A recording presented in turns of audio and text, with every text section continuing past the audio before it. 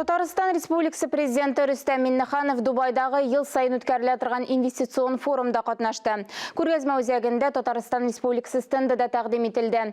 Экспозицияның төп темалары Идел Болгар дәүләтендә ислам динен кабул итүгә 1100 ел тулу һәм цифрлаштыру. Кунаклар интерактив презентация, милли татар ашлары ял итү зонасы белән танышты.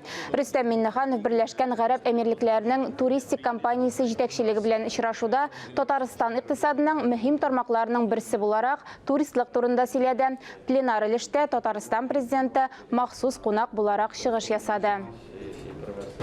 Современный Татарстан – это один из ведущих промышленно развитых, научно-образовательных и инновационных регионов Российской Федерации с большим инвестиционным потенциалом. Форум для нас – это прекрасная площадка для презентации инвестиционных возможностей нашей республики, обмена опыта с зарубежными партнерами и налаживания новых контактов.